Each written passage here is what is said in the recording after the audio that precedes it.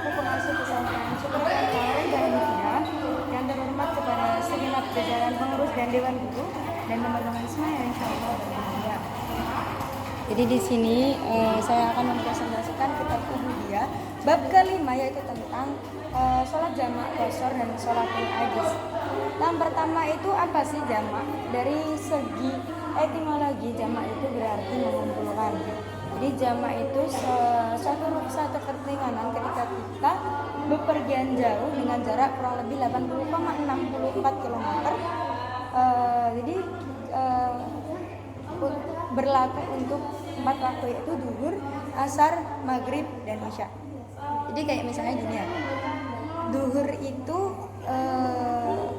4 rakaat dan asar 4 rakaat, tetapi kita sholatnya dalam satu waktu, bukan dalam waktu, kalau enggak dalam, maksudnya dalam salah satu waktu sholat tersebut, kalau enggak di zuhur di asar. Sedangkan qashar sendiri berarti meringkas sholat.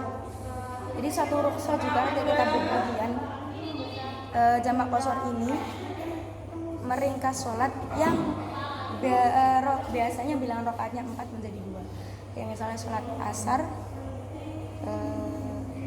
isya, zuhur itu jadi 2 rakaat, tetapi kalau misalnya sholat maghrib itu tetap 3 rakaat. Minimal itu kita bepergian sejauh 48 mil ya, dan tidak karena maksiat atau tujuan kita itu bermanfaat, bukan karena kemaksiatan. Kalau maksiat maka hukumnya kita masih wajib atau masih fardu untuk menunaikan sholat 5 waktu dan 4 pada waktunya. Terus kalau misalnya jamak takdim, apa sih jamak takdim?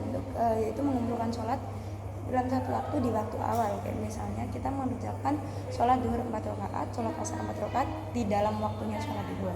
Sedangkan kalau jamak takhir itu mengumpulkannya di akhir waktu. Misalnya kalau kita sholat maghrib 3 rakaat, sholat isya 3 rakaat, tapi kita mengerjakannya dalam waktu sholat isya. Sedangkan kalau udah jamak qashar, udah mengumpulkan meringkas, nah itu suatu rukhsah. Apabila mungkin kita bepergian jauh sekali, itu dua rakaat sholat zuhur, 2 rakaat sholat asar. Kan emang gandengannya itu zuhur, asar, maghrib sama isya. Zuhur sama asar, maghrib sama isya. Jadi zuhur asar 2 rakaat, asar 2 rakaat, entah dikerjakan takdim maupun takdim. Selanjutnya sholatul ajz. Sholat itu rukunnya sholat sendiri itu berdiri bagi yang mampu. Bagi yang mampu ini maksudnya ya berdiri ketika kita masih mampu untuk berdiri. Tapi ketika kita sudah tidak mampu berdiri, maka kita diperbolehkan untuk duduk. Sholat duduk itu, duduknya itu kakinya dilurusin. Mungkin karena kita sakit atau kita terkena apa ya.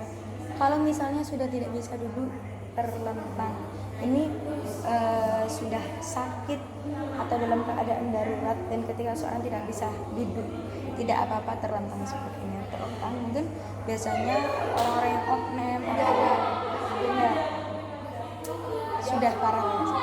Kalau nggak bisa terlentang, diperbolehkan juga sholat miring ketika ini kita sudah sakit parah, tetapi masih fardu atau masih wajib mengerjakan sholat.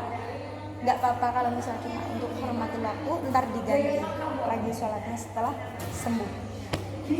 Sholatnya itu sisi lambung, yaitu ketika kita menghadap kiblat itu bagian kanan ya, kepalanya di utara dan maghrib.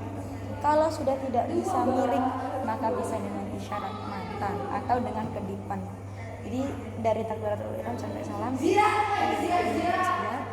tapi niat dan bacaan kita udah ada di dalam.